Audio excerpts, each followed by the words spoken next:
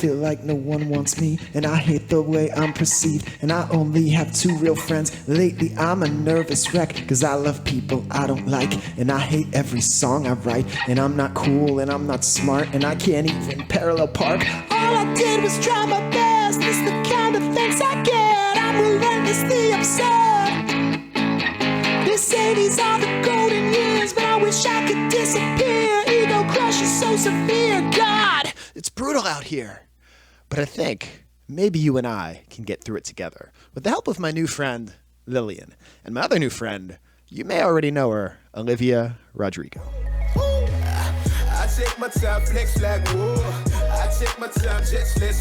Welcome to Pop Culture Catechism, conversations about music, movies, and the longings of the human heart. Let's get started. Before we get started, I just want to let you know that this episode of Pop Culture Catechism will have some vulgar language, so if you are listening with little ears around, I suggest you find another time to listen or pop some earbuds in. Enjoy the show. I bought all the clothes that they told me to buy. I chased some dumb ideal my whole fucking life. I trusted you with my heart and you broke it. I gave you everything and you used me. If you can't tell, these are lyrics from Olivia Rodrigo. Have you ever said any of these things, or maybe had them said to you, or maybe you've said them to yourself in prayer or in moments of agony to God, or maybe to no one in particular?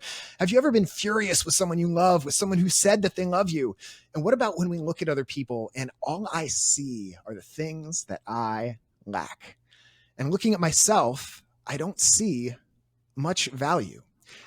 The words and the lyrics and the music and just the tropical storm force, hurricane force, I guess I should say, of Olivia Rodrigo has taken over the pop music world with her first 2 albums over the past few years. And we're going to talk about it today. And I'm very blessed to have with us today Lillian Fallon, who many of you who follow lots of Catholic creatives in the Catholic world know her from her work with the fashion studio Tenney. She also has a new book coming out with Ascension Press called A Theology of Style, expressing the unique and unrepeatable you. I got a copy last week and I've been reading through it and taking notes. It's really good. I think you're going to want to stick around and hear what she has to say. And if you're not familiar with Olivia Rodrigo, sister is deep, and you're definitely going to want to stick around. If you don't know who I am, my name is Mike Tenney. I'm a Catholic speaker and worship leader out of Washington, D.C. I spent over a decade in Catholic high school education and also trying to make it big as a rock star at night. And now I am blessed to speak to thousands of people each year through events all over the place and leading worship all over the place. And through this show,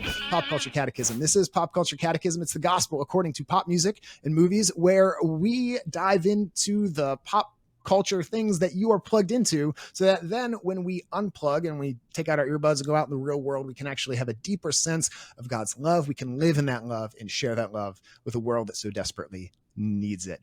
I am so thankful for all the people that support this show, all of you listeners, and especially for our patrons who support our show through popculturecatechism.com. And our sponsor for this episode, CatholicMerch.store. Everything you buy there supports Awaken Catholic and all the shows here, like Pop Culture Catechism. So without further ado, I'm messing up all over the place today. It's all right. I want to welcome to Pop Culture Catechism our guest for today's episode, Lillian Fallon, author of the new book, Theology of Style. Lillian, how you doing? Hey, I'm doing great. Thanks for having me here. You're welcome. So glad to have you. Tell the people about who you are, what you do, where you come from. Sure. I am from Pennsylvania. I am a writer. I'm a public speaker. I just released my very first book with Ascension, so it's a pretty exciting fall for me right now. I also do videos with them on Ascension Presents, and I currently I do a couple of things actually. I work at my diocese, but then I also work at Litany NYC, which is a Catholic fashion label based in New York.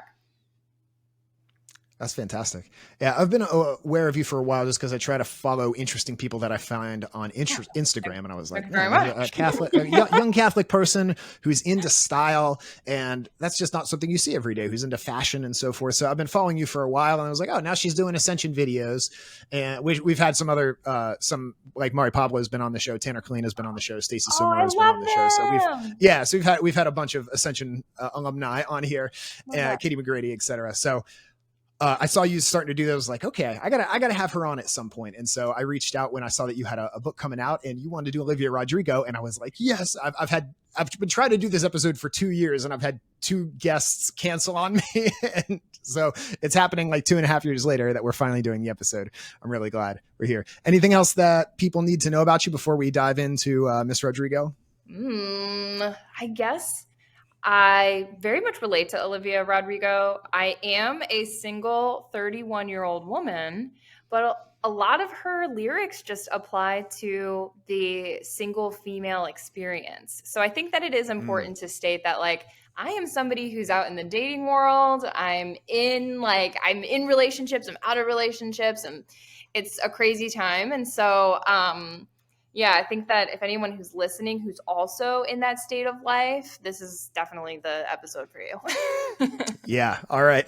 Good. Well, if you don't know who Olivia Rodrigo is, she is Olivia Isabel Rodrigo, born February 20th, 2003, American singer-songwriter. This is all from Wikipedia. She is an actress. She got her start on the Disney Channel on a bunch of shows, but most notably High School Musical, the series.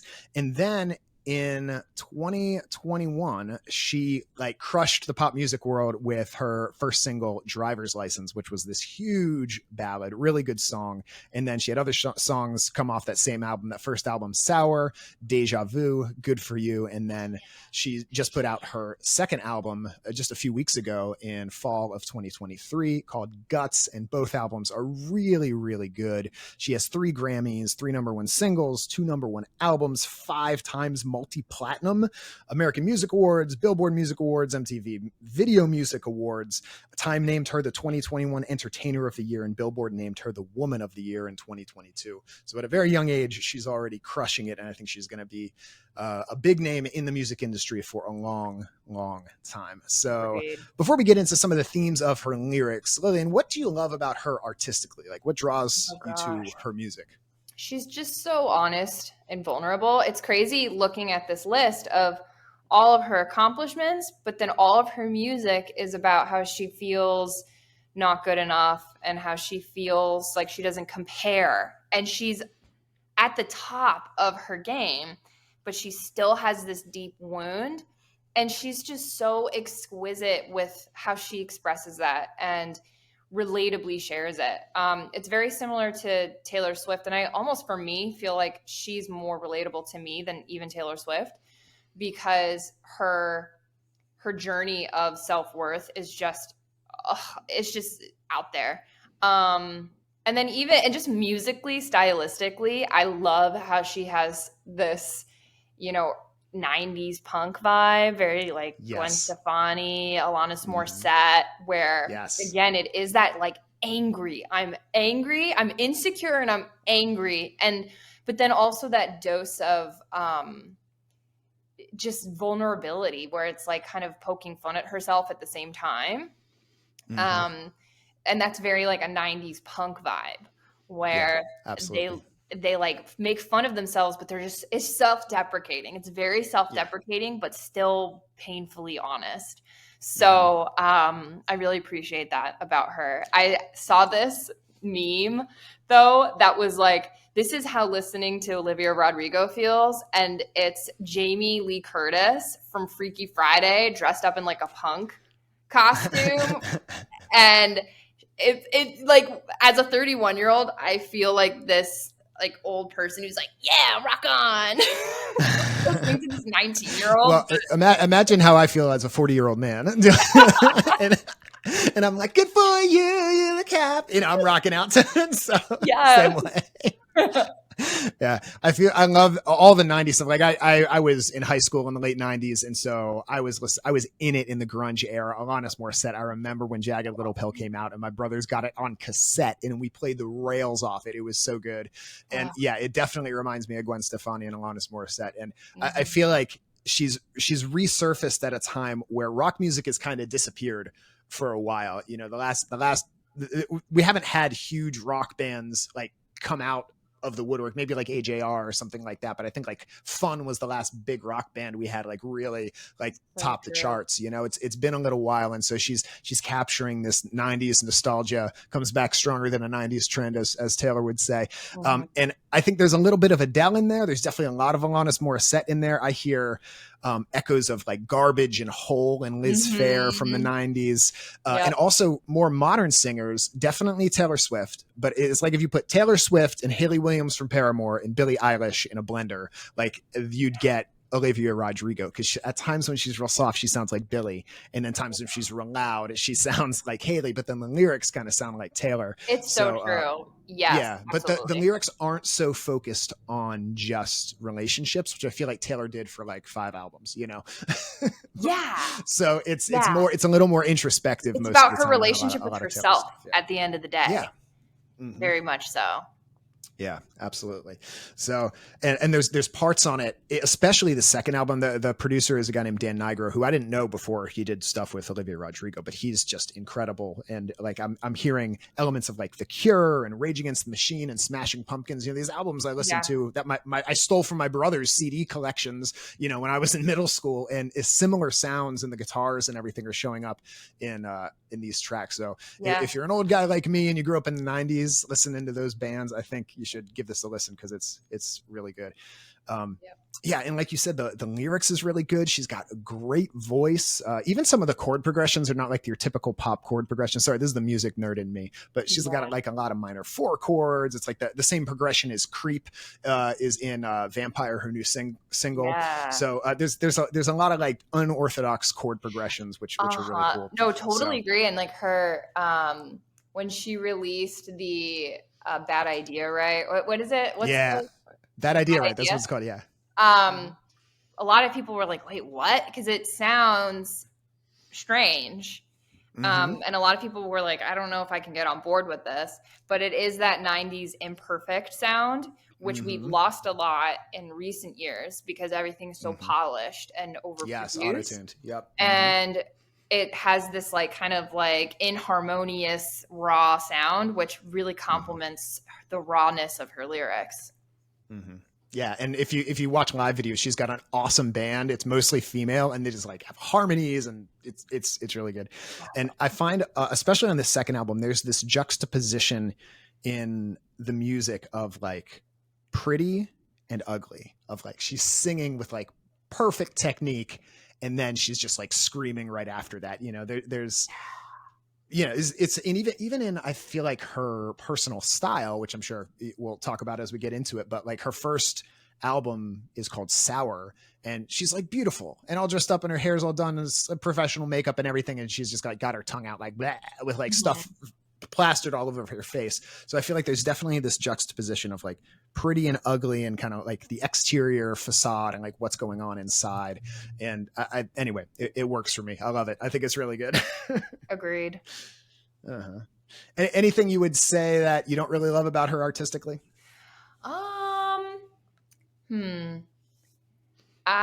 Wow, it's so funny because it's like, I just love her so much. It's because her imperfections make up so much of who she is that it's kind of hard to come down on her. I guess some of her songs are, because they're so similar to the past, I a little bit wish that she would step out and do something that is very unique to herself. Because we've been talking about, she sounds like Paramore. She sounds like Taylor. She's gotten copyright infringement with Taylor and Hayley Williams, and she had to give the royalties of like half of the royalties to Hayley Williams and Taylor Swift for she even sampled Christmas New Year's Day. She sampled New Year's Day with oh gosh, I'm like blanking on the song, but it's the piano song. And she openly admitted, she was like, oh yeah, this is sampled from that. And then she went on and did her own, and she was like, gave the copyright royalties, you know. But 1 step forward, 3 steps back from Sour, her first album. Yeah, that's fun. Yeah. And I love that song. And so I was a little bit bummed, I think, because I love that song so much. I was a little bit like bummed when I found out that it was like pretty much directly the exact same piano melody. And so she pulls a lot from the people who inspire her, and it's evident in her music. And I'm looking forward to when she branches out and really is just creating her own sound. Yeah, I think the second album does that a little better. I think I like the second album better, which I don't think most people do, but I think that's because I think the second album is more rock and less ballad, which is more me. So, but I think most people got into her because of like Driver's License, which was more of a ballad. So I think probably most people like her first album better. But for me, it's her second album. My only thing is I'm excited for her, kind of like with Alanis Morissette, to find some inner peace so that she can write some happier songs. Like when Alanis Morissette came out with Thank You, it was like her second, or I think it was like her third album. We're all like, what? We like it when Alanis screams. Like, where is she going to scream? So, like she had Olivia, she has fun songs, but they're not really like happy songs. They're kind of fun in that like emo, self-deprecating, as you were saying, emo kind of way. You know, like in Fall Out Boy's Sugar You're Going Down, it's like, I'm just a notch on your bedpost, but you're just a line in a song. You know, it's like a fun, happy song, but it's also about like, I'm sleeping away my insecurities, you know, like, so, and she kind of has that element to her where it's like kind of making fun of herself. So agreed. She's so and I think young. It kind of makes sense that she's like growing up before the eyes of the public, which she talks about endlessly in her music. And it's like when you're 19, it's like, what else are you going to do except for like write about how you're feeling? Like you don't compare. Like it's like her hardest years of her life is being like, that's what she needs to write. That's what she's writing music about. It's like all she knows. Yeah. So.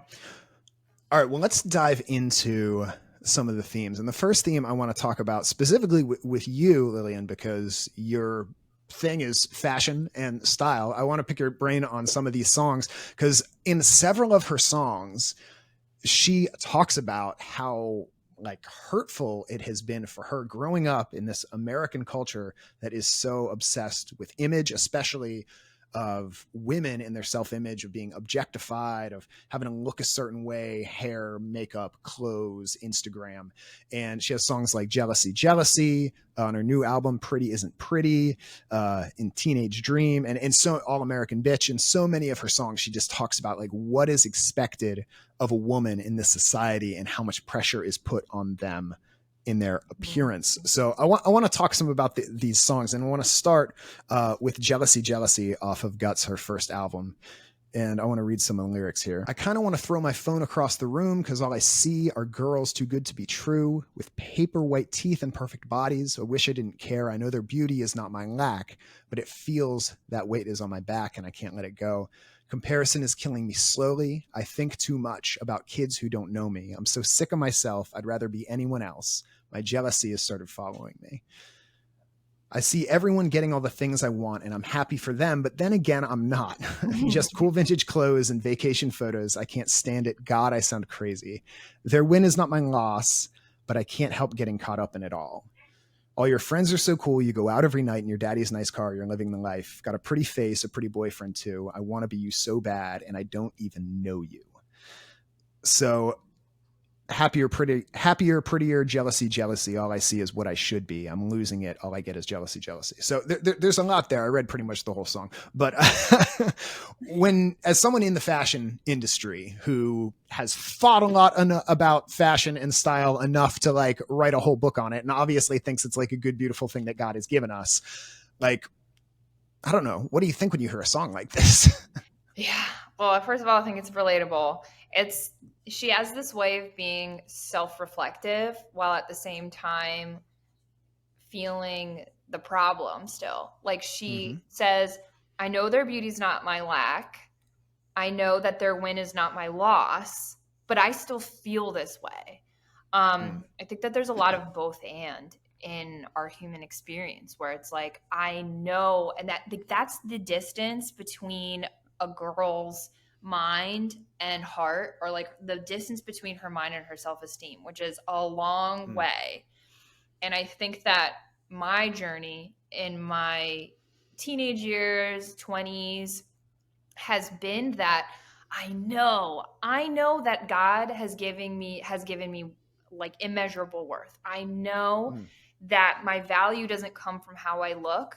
I know that just because somebody else is living this life doesn't mean that my life is worthless, but it doesn't feel that way. Mm-hmm. Like the distance between your mind and your heart is a long way. And when it comes to like this book and personal style, I think that I was very much experiencing what Olivia is saying, especially when I was in the city, because when I got there, I felt like I was emerging onto this scene that was going to reaffirm my value and my uniqueness. But really, New York is full of a lot of assimilation. It's full of a lot of pressure to conform. And I'll never forget when I stepped onto the train for the first time for like my first day of work. And I had on like a bright red pencil skirt and this like stripy, like Parisian-ish top. And I probably was wearing some like weird shoe that gave me blisters. But I remember I looked down the subway expecting everybody else to be similarly dressed because we're all going to conquer a day in New York City, and everybody was wearing black, and it was just kind of utilitarian, like regular schmegular clothes. And I was like, and they were all looking at me like, okay. Which, I mean, yeah, in New York, you see a lot of crazy things. So that's probably wasn't what they were But that it was very apparent to me, when you're in New York, you fit in, or you need to fit in order to be part of this industry.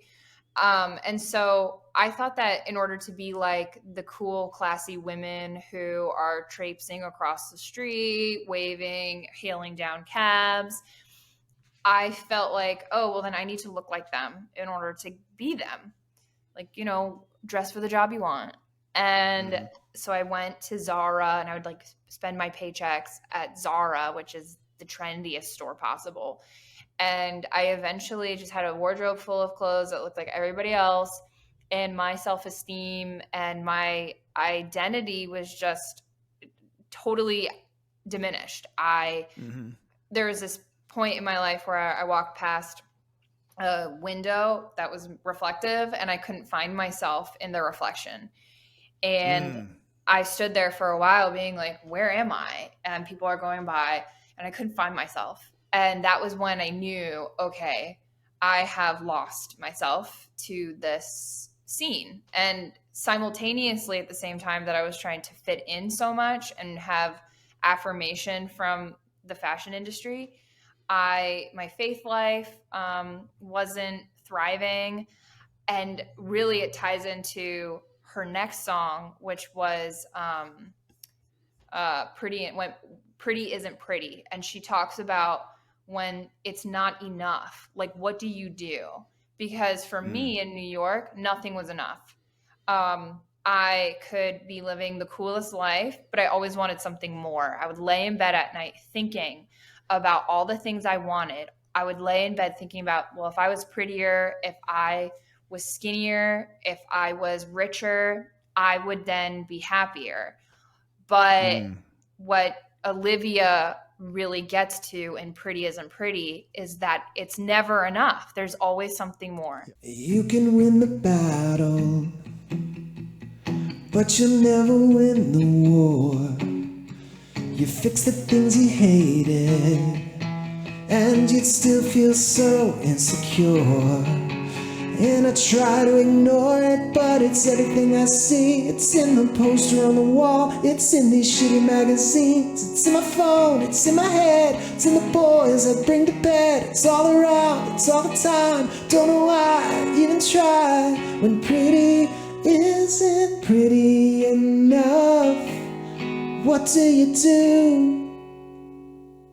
And so, yeah, that was very much like, and even in New York, I remember like I liked this guy who didn't like me back, and I did all the things. I was like, if I stopped eating lunch, I remember it's like literally like what she says in the lyrics. I started to skip lunch, stopped eating cake on birthdays. I did that. I remember standing in the mirror and being like, I know this is insane.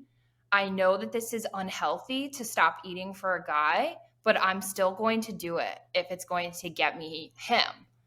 And it's just like, yeah, I just relate so much to everything she writes. That when I was listening to this album for the first time a few weeks ago, and it got to this song, first of all, it sounds like The Cure and Smashing Pumpkins, and I was like, "This is awesome!" Just like the guitar is like has wonderful effects on it, and like a little bit of phaser, and it's great. But that second verse, you can win the battle, but you'll never win the war. You fix the things you hated, and you'd still feel so insecure. And I try to ignore it, but it's everything I see. It's on the poster on the wall. It's in the shitty magazines. It's in my phone. It's in my bed. It's in the boys I bring to bed. It's all around. It's all the time. I don't know why I even try. It's like, whoa, like that just like hit me to my heart. And like, as somebody who's worked with young women in ministry for over a decade, like that just crushed me, because I've seen so many young women who have told me things just like you told me, that they just feel this intense pressure. And I grew up at a time in the late 90s, early 2000s, when we were first starting to like think about eating disorders, and we like really realize like what was happening. And, Photoshop was first starting to be a thing. And now I think about kids having TikTok and Instagram all the time, and like the pressure that like my female friends felt in high school, I feel like it's 100 times more now. And if you look at trends of like, young women and anxiety and depression, and then you like look at the graphs of like when like the iPhone came out, it's like they match, like they go up together. And like COVID made it a little bit worse, but it was like a trend that had started when the iPhone came out, like because all the time, all our spare time, we're looking at all these models and filtered people and comparing ourselves to them, when there's so many layers to like the what we see on the screen. First of all, they're like genetic freaks who are like the 0.001 most beautiful people on earth. Yeah. Then they take 100 pictures and pick the best one or two. Yeah. And they have like nutritionists and professional trainers, and then they have professional wardrobe or free wardrobe because they're getting sponsors, and professional makeup and hair, and some of them are getting surgeries and plastic surgery and augmentations and those sorts of things. And then the Photoshop and the filtering starts, right? And then if you're looking at hundreds of those pictures every day, of course we're going to feel that way about ourselves. And it's, and it's for guys too. Like I'm into weightlifting and stuff like that. And the algorithm knows me too when I'm scrolling on Instagram or YouTube or whatever. And, even though amongst most of my friends, I'm known as like the fit one to a lot of people. Like I see these guys, I'm like, oh, my shoulders are small. Yeah, I don't have a six pack, like it's for the guys too, and, but I can only imagine, I feel like it's 100 times worse for the women. Yeah. Okay. So I have a question here. Yeah. You have it seems like part of your vocation, part of your calling that you've like discerned from God is fashion and style. But I think some people would look at these problems that we have in America with consumerism and very image focused pressure on women to look a certain way, and the problems that you and I have described, and would say, well, then we just need to forget it all, not worry about fashion, not worry about what is trendy, not worry about what's in, and, kind of maybe even be like the nuns who always cover their hair and don't have to worry about that sort of vain stuff. Like, why do we not just kind of write this off as something of the world? And, isn't that the right Catholic way to go about things? Like, what do you have to say for yourself, Lillian? That was definitely something that I was grappling with as a teenager, because I loved fashion, but I also loved my faith. And I thought, how do these two things coexist? Do they just not? Should I not draw attention to my body ever? Is the body the thing that's like bad? And this culture that is like, buy this, buy that. You need to fit in and get the cool new thing in order to feel relevant and liked by other people. In bringing up the story about how when I moved to New York and I started to try and fit in with everybody, it was at that point that I was like, I am done with the fashion industry, because the fashion industry is really different than personal style. That was the thing that was very eye-opening to me, because when we think about fashion, we think about the industry, we think about The Devil Wears Prada, we think about magazines, we think about runway shows. That is an industry that needs to make money to continue. But when we think about personal style, we often have images pop up in our minds like Audrey Hepburn or Grace Kelly, or even one of our friends who dresses very well. We think about the human person when we think about personal style. And when I was going through that time in New York City where I was shopping fast fashion clothing, which is the Zara, Forever 21, H&M, the very trend-based stuff, I made the cold turkey just like an addict, was like, I'm done. And I stopped shopping at those stores and I switched to shopping vintage and thrifting. And it was in cutting off the influence from the fashion industry that I actually developed my personal style. And the more that I dressed as a one-of-a-kind human being who is unrepeatable, the more that made me think about, well, who made me unrepeatable? Why am I this way? The power of clothing, it's been proven by psychologists for like decades, hundreds and hundreds of years. In my book, I talk about these psychologists from the 1800s who talk about the influence of clothing and how it's really an extension of the person's identity and how the things we wear make us feel different.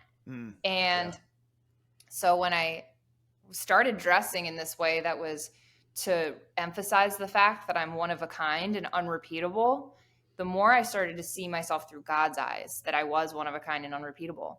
And that aided my faith life. And so I was like, wait a minute, actually clothing can really be helpful when it comes to our faith.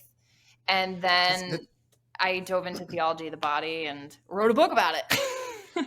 That's awesome. We've talked a lot about theology of the body on this show, and we've had Christopher West on, and so if anyone who's a regular listener, we talk about theology of the body and John Paul II all the time. I love how the story you shared with us earlier was about looking at yourself in the reflection of the window and you couldn't find yourself. You were like lost amid the masses.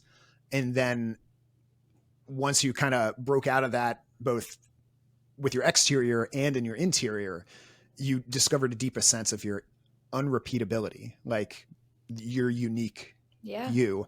And so I just love that contrast. And it's interesting. It made me think of at Mass, the priest doesn't wear what he normally wears. Normally the priest wears a collar, right? Which isn't what everybody else wears, or like religious orders, they wear something different. Like there is something in the Catholic tradition of what we wear matters, and what we wear does something to us, and what we do with our bodies does something to us, because we're physical and spiritual. It's why we kneel at certain times and stand at certain times and hold our hands in different ways at different times, but also why we put on like our Sunday best and that sort of thing. And you're right, like this is backed up by science and psychology, and this is why professional athletes, a lot of times they have like lucky socks, that they wear on every game, because that's part of like their when they're going into the game, they kind of in some ways become almost a different person. Leo Messi on the soccer pitch is not the same person as Leo Messi hanging out with his kids. He is the same person, but he gets in a different mindset.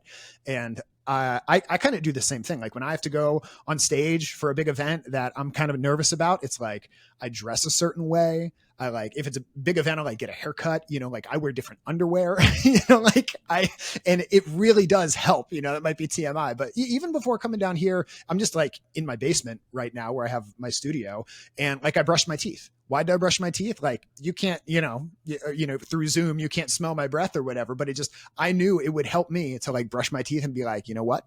Game on.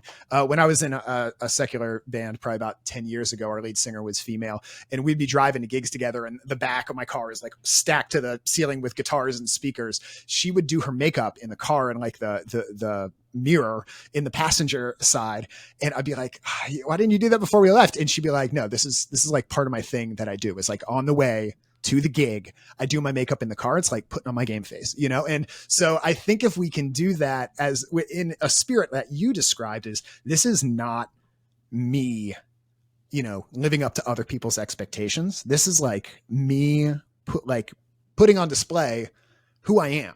And not in an ostentatious way. You talk a lot about modesty in this book, and I really like how you talk about modesty. One, because you quote your sources, and some sources I'd never heard before.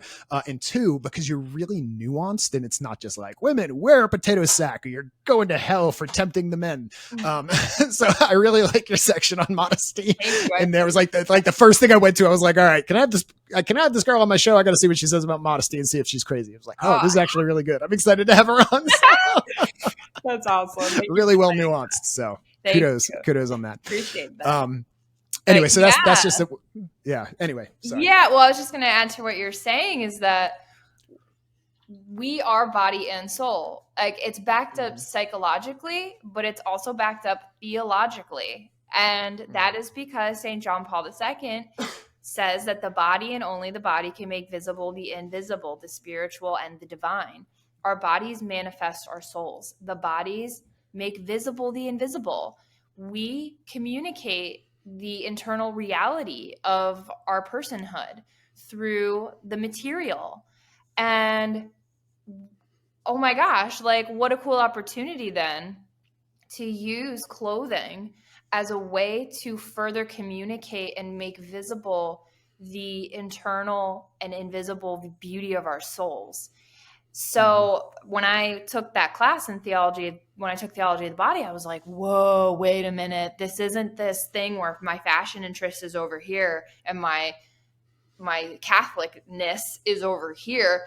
Actually, this is so integral to Catholicism because the material and the divine come together at every turn in the faith. We have the incarnation, where Christ literally became man. We have the Eucharist, where we literally consume Jesus' body and blood. The divine is constantly reaching down to us in our materiality. And when we think about the human person, we are a body-soul composite. We are also our bodies. And that's why death is so painful, because it's a separation of that until the resurrection, or, so the resurrection of the body. So it's like we can't disregard the physical. We have to highly regard the physical.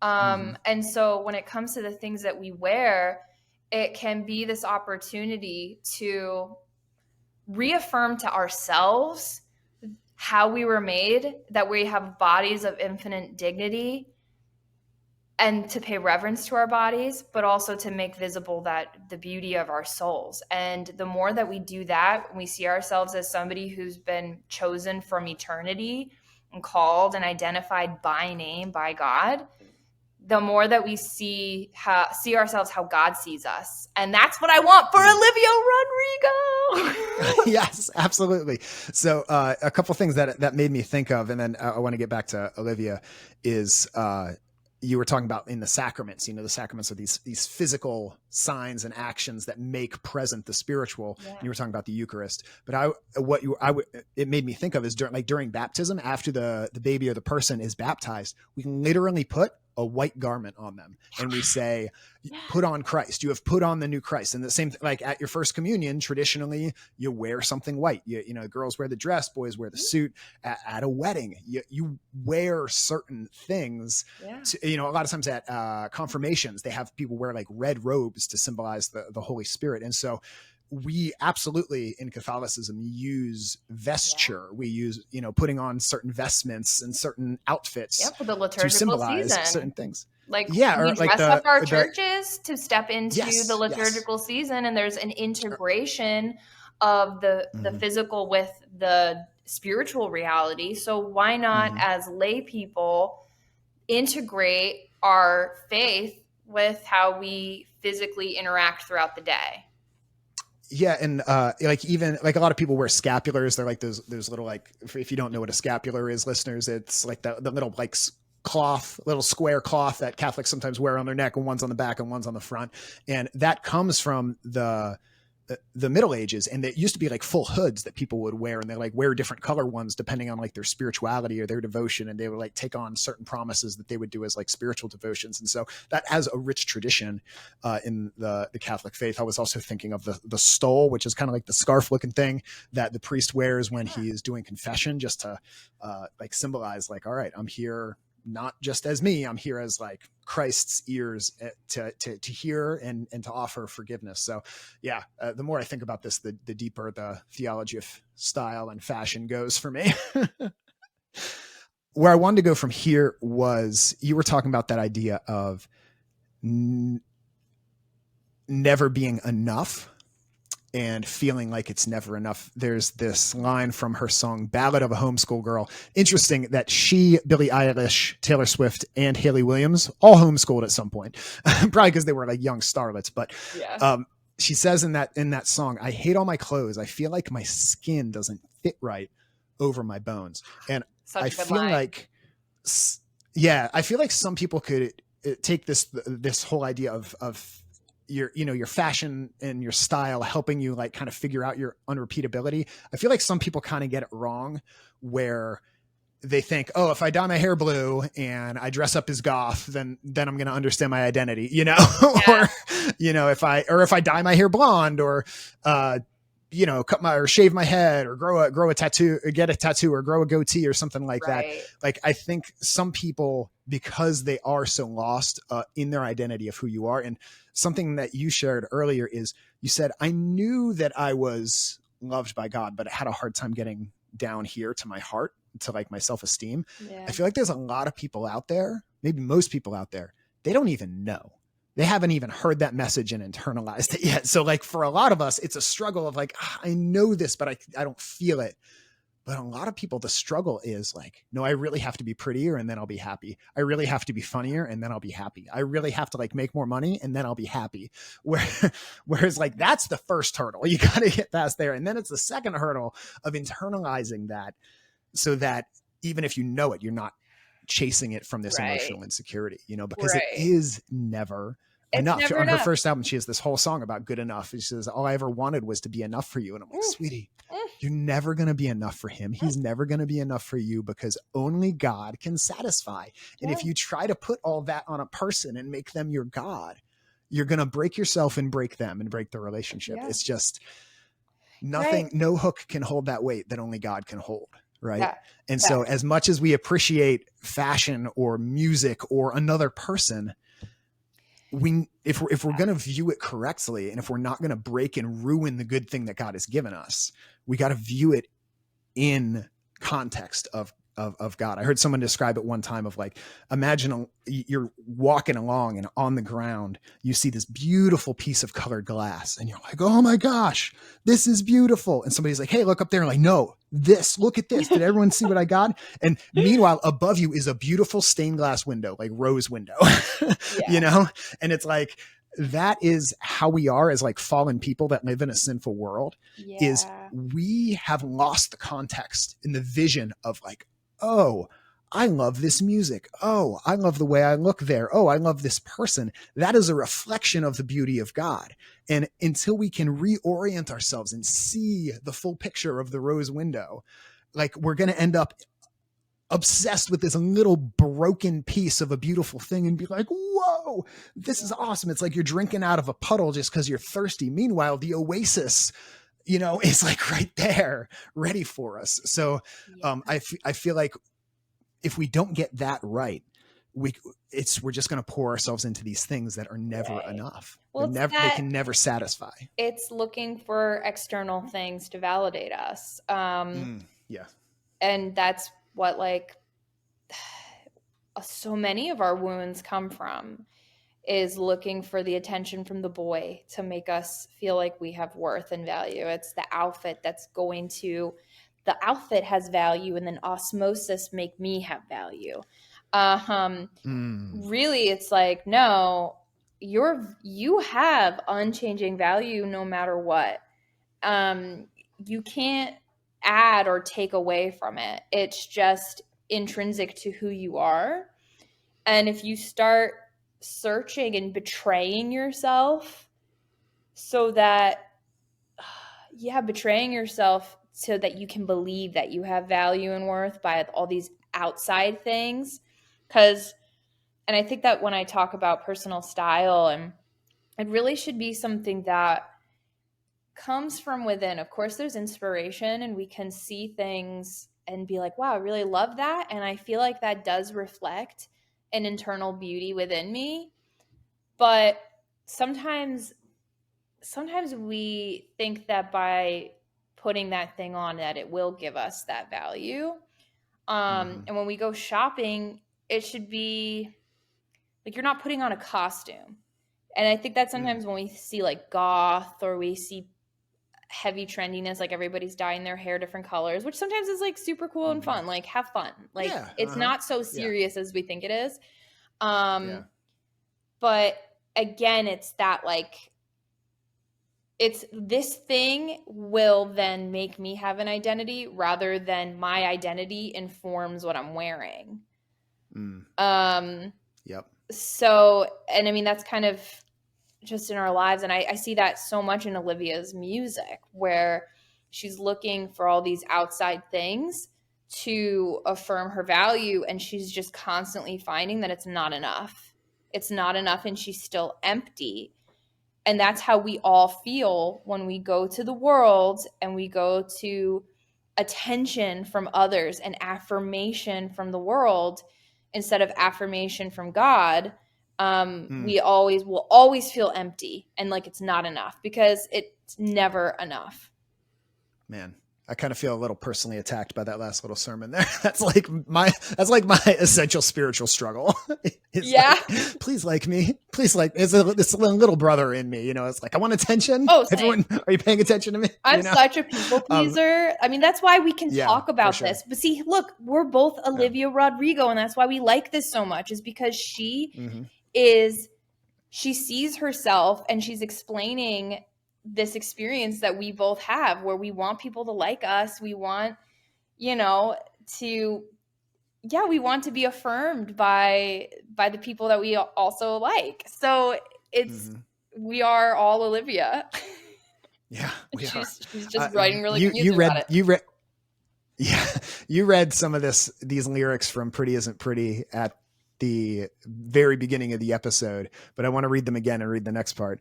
I bought all the clothes that they told me to buy. I chased some dumb ideal my whole fucking life, and none of it matters and none of it ends. You just feel like shit over and over again. Like, man, what a way to end the song. Such it never ends. Boop. Yeah. It never ends. It never ends. Never ends. One of my favorite songs off her first album is the opening of the album. It's what I'll start this episode with. Brutal, the cold open of this episode. She says, I feel like no one wants me and I hate the way I'm perceived. I only have 2 real friends, and lately I'm a nervous wreck because I love people I don't like, and I hate every song I write, and I'm not cool and I'm not smart, and I can't even parallel park.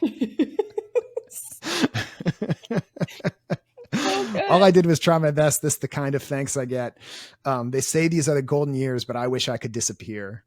It's just about it's brutal being a teenage girl in 2023 or 2020, whenever she wrote this.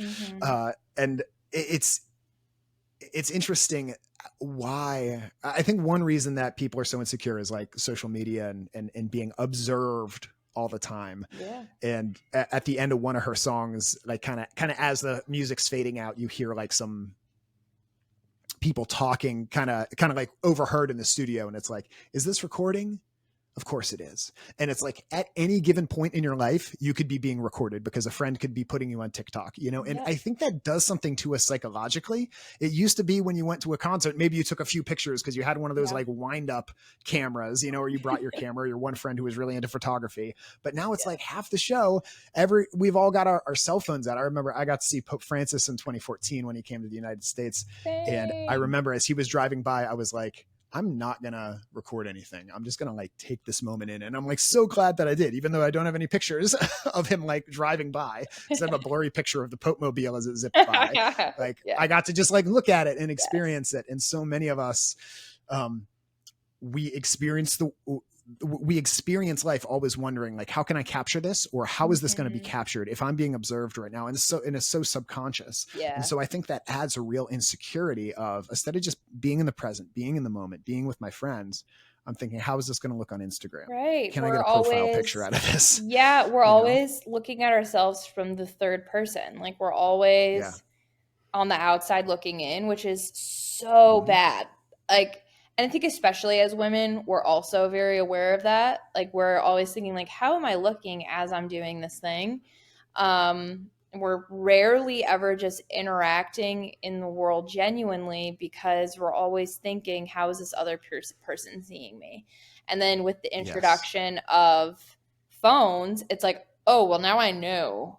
And if I see a bad angle or I see something that I don't like, then that is me. I am the sum of my bad angles. I am the sum of how I am perceived by the world. And it's so hard because then you're never like living your own life from the first person. You're always thinking about how other people are seeing you. It's just like hyper aware. What if I don't get enough? What if I don't get enough likes? What if I don't get enough comments of people saying like, "Oh my gosh, you look so good. Oh my gosh, you're so cute." Like guys don't do this as much, but I feel like all my female friends, whenever they post a cute picture or something, all their other girlfriends are like, "Oh my gosh, you're so beautiful. Oh my gosh, you're gorgeous." And like if you don't get enough of those, like I'm sure that affects you. You're like, oh, I guess I'm an uggo and everybody hates me. Yeah. Yeah. Mm-hmm. That's like straight out of Brutal, the lyrics there. I'm so sick of 17. Where's my fucking teenage dream? If someone tells me one more time, enjoy your youth, I'm gonna cry. Yeah. She's so funny at the same time. Like she's like it's a bad idea, right? And then she's like, fuck it, it's fine.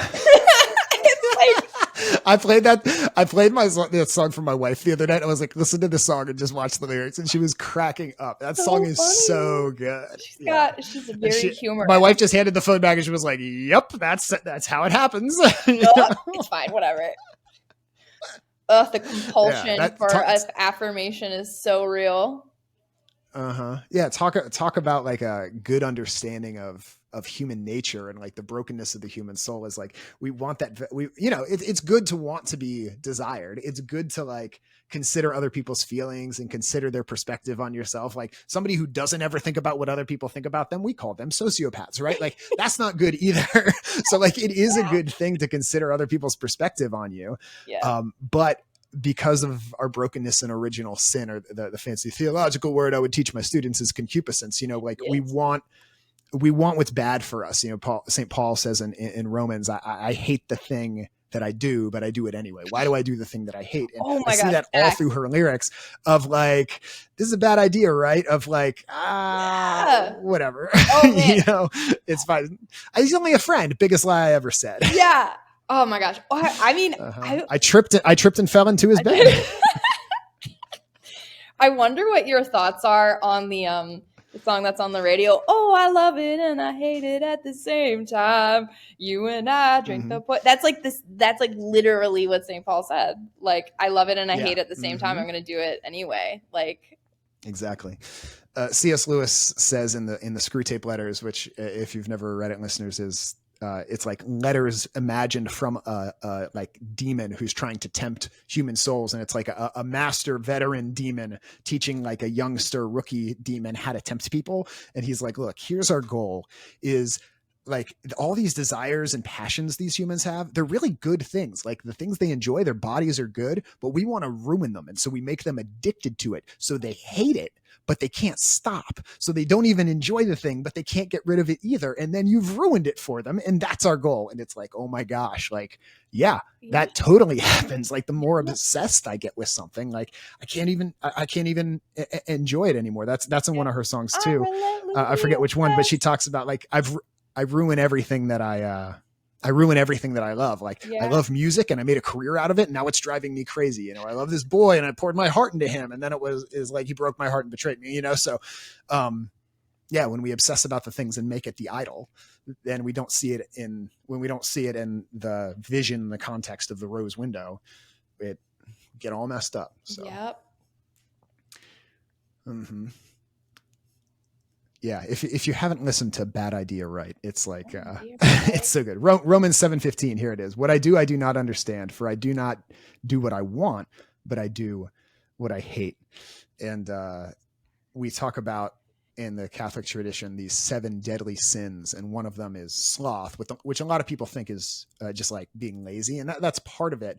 But a lot of it's like a moral laziness. It's like your conscience has gotten lazy. And when she's like, it's a bad idea, right? Fuck it, it's fine. Like that is what it sounds like. And how many of us have done that, even with something as simple as like, I should brush my teeth before I go to bed. Fuck it, it's fine. It's like, I shouldn't eat another donut. Fuck it, it's fine. But like the more we give into that and the more we practice that, the more it comes into like, I should really speak up and defend that person. Fuck it, it's fine. Like I really shouldn't call this person up, and each one of us have been tempted with that a million different ways. Man. Yep. I feel like every parent in America needs to take their teenager and like sit them down and listen to these albums and talk about it. Yes. That's actually a very good point. Mm-hmm. Yeah. All right. So can I go a different direction with this? Totally. And then we'll probably have to wrap it up. So dating in 2023, sounds pretty easy. It's brutal out here. Why do you think that is? I hear this from my younger friends. Like, I mean, Olivia, if you're listening to Olivia's lyrics, it seems pretty brutal, and she's beautiful and famous, but still she feels like she's used and abused and betrayed. And I don't know. Do you have a diagnosis? What's so hard about dating these days? It's hard. Well, we all like try and like point our fingers at each other. Like I'm going to be doing a interview with Catholic Match probably tomorrow, and me and this dude are going to be talking about like what is going on with like Catholic dating. And he was like, these are the things that guys are annoyed at by girls, by the women. And I'm like, well, I'm annoyed about guys for doing this, and they don't commit, and they always have more options than us, and so it's like we're both, men and women are both so flawed. And it's just this perfect culmination of like living in a digital age. And I think a lot of it does have to do with like that choice paralysis where you have endless choices. And so you always think like, well, I could probably find something better. I know that for me, it's been a lot of like, kind of similarly to like Olivia's experience, where it's like you find somebody that you really like and you throw all of yourself into it, and then you kind of start finding yourself trying to like prove yourself to this person. You're trying to like, they start kind of like inching away, and you're like, wait a minute, hold on, like I can show you that I'm worth sticking it out for. And then you just end up in this cycle of like self-betrayal. Like I think that's a unique theme in her music, where she kind of talks a lot about betraying herself. Yeah, that's true. And in modern dating, it's just like, it's so crazy. I don't even like know what to say about it. I think for me, like I personally feel like there's not a lot of options. And because I am searching for somebody who's Catholic and also connects with me, like we have a vibe, it just seems like it's very hard to find. And even though we have seemingly so many choices, it's just like nobody makes any choices. Yeah, I don't know. Yeah, you called it choice paralysis. Yeah, choice paralysis. That's interesting. I'm like familiar with the concept, but I don't think I've heard it called that before. Like if if people are buying a minivan, you can tell what stage of life I'm in right now. If people are buying a minivan and they're and you give them like 3 options, they'll choose pretty quickly and be pretty happy with their choice. But if you give them like 17 options, they'll take a long time to choose, maybe won't choose at all. And when they do choose, they'll be less happy with their choice, because they would think, I could have gotten something better. So that's dating. In our consumerist society, where the internet gives us infinite options, potentially, we choose nothing, and we're not as satisfied. We always think with that our something choices. else. I mean, if I'd met my wife on, I'm not sure if I had met my wife on social media, like dating app or whatever, like who knows, if it wasn't the right picture, maybe I wouldn't have swiped right or whatever, or swiped left. I don't even know which way you swipe. I've been out of the game so long. Lucky.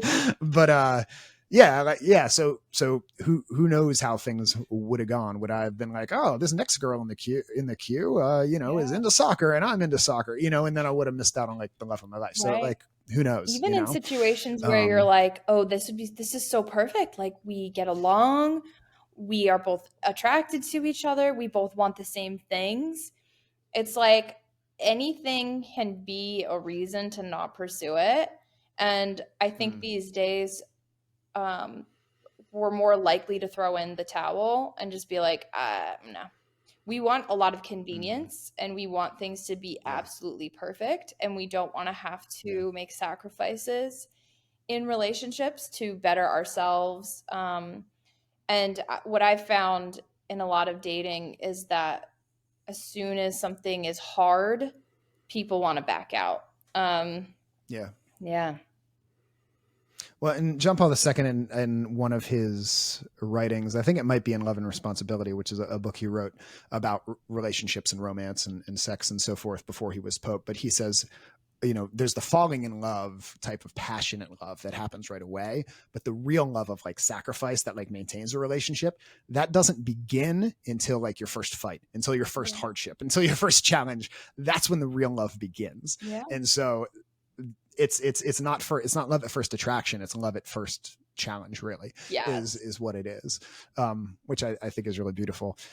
The song that Olivia Rodrigo, where she talks about, she reflects on herself the most, is called Making the Bed. I think we were talking about this a little bit earlier, where she just talks about all these issues. She's like, really, like, I see that I'm complicit in this too. Like I'm the one going on dates with these guys. I'm the one who's been making the bed. I'm the one making these choices. I don't I can point the finger, but also I got to point the finger back at me. Yes, man. Yeah. Deep stuff. Ugh.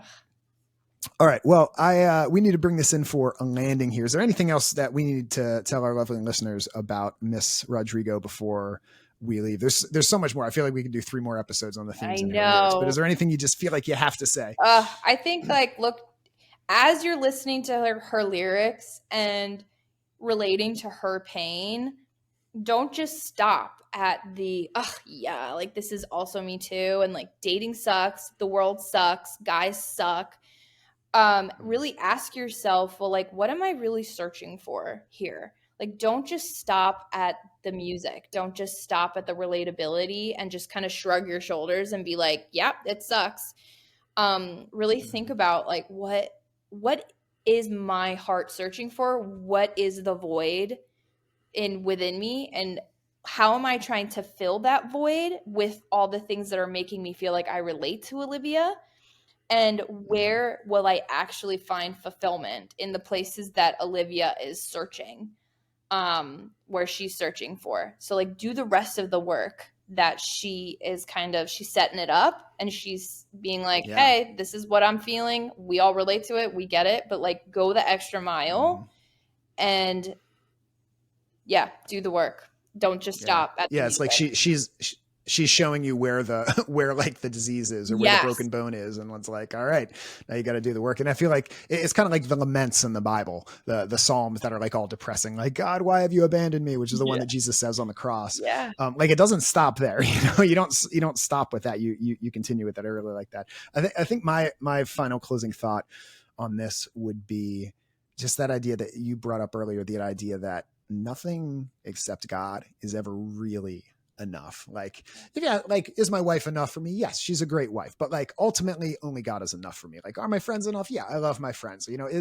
Is my career enough? Yeah, my career's enough, but ultimately really only God is enough. And if anything else I try to make more than it is, and I ultimately make my emotional satisfaction and my mental satisfaction and my legacy I want to leave and my vocation for life dependent upon another creature, person, place, thing that's not God, it's going to crush that thing and destroy that thing. Yep. And so that's like something I need a constant reminder of, is that only God is enough for me. And it's like that Matt Morris song, Your Grace is Enough. Like that's as an oldie but a goodie, and it hits like every time. It's Your Grace is Enough. Yeah. So Exactly. Awesome. Lillian, I often ask my guests if they would pray for us at the end of the episode, reflecting on some of the things that we've talked about. Would you be willing to close us in prayer? Yes, I'll do my best. All right, listeners, let's take a moment and let's pray. All right. Lord Jesus, please come down upon everyone who is listening to this conversation and finding relatability in the experience that Olivia is sharing, but then also the experiences that me and Mike are sharing. And if they're finding that they resonate with that, please lead them to a place where they can find true consolation and true fulfillment, and that they may know that their value and worth does not come from the things of this world, does not come from the attention of other people or industries, doesn't come from an exterior source. It comes from God himself. And please guide them to that knowledge of their unwavering value, and that they're called from the beginning. They've been called by name to be with you for all eternity, and that there's no one else who can replace them in your heart. I ask this in Our Lady's name as we pray, Hail Mary, full of grace, the Lord is with thee. Blessed art thou among women, and blessed is the fruit of thy womb, Jesus. Holy Mary, Mother of God, pray for us sinners, now and at the hour of our death. Amen. Amen. Lillian, thank you so much. If people want to find you, should they go to your website? No, don't go to my website. I need to update it. It's really out of date. Don't go there. Go to my Instagram. Go to my That's the first time I've ever had a guest say that. That's awesome. Not until I update it. Go Awesome. to my Instagram at Lillian_Fallon. And also actually go to YouTube and watch my Ascension videos, because I really dive into value. I have this video where it's all about things to tell yourself when you're struggling with knowing your worth. And I cover 4 different things that you can say to yourself so that it reaffirms the truth of your identity. Hopefully kind of touching on this topic of the wounds that we all have, and Olivia Rodrigo. So specifically listen to that, watch that video. And then I have other videos on there too. So check me out. Very cool. We'll put all this in the show notes, and I really encourage everybody to go buy the crap out of her book, Theology of Style, Expressing the Unique and Unrepeatable You. It's short. It's good. You can get it at ascensionpress.com. And that's also where you can find Lillian's videos, or just search for her on YouTube and on Instagram, and you'll find it. It's also in the show notes. Lillian, thank you so much for being here with us and for your wisdom and insight and vulnerability in sharing during this conversation. Listeners, I want to thank you also for coming along with us on this journey and for pressing play today. If something in this conversation touched you, I would really encourage you, or really challenge you, send this episode to somebody. Send it to a friend or somebody you just think, hey, they would appreciate this. Send them in a text or something like that. And that is how our show grows. That's how it's grown so far and continues to grow. And if you really want to help us, you can go to popculturecatechism.com and become a patron. There are 6 giving levels where you can support all the work that goes on here at Awaken Catholic and supports all the shows. To find something that fits your monthly budget or your tithe, I want to thank all our patrons that support our show, but especially Carl and Melissa Gore, Lisa and Bob Tenney, Steve and Maggie Hubbard, and Tom and Emily Camberiotti. You can also go to catholicmerch.store, our sponsor of this episode, and buy some awesome Catholic swag designed by our staff at Awaken Catholic. And thank you for pressing play today. We are in season 4 of Pop Culture Catechism, so we got a lot of back episodes. If you're new here, you want to go and hear our old stuff about Taylor Swift or WAP or any of the crazy Bridgerton stuff that we've talked about, you can get into all of that. So listeners, thank you again. We love you, and God loves you way, way more. We will see you next time.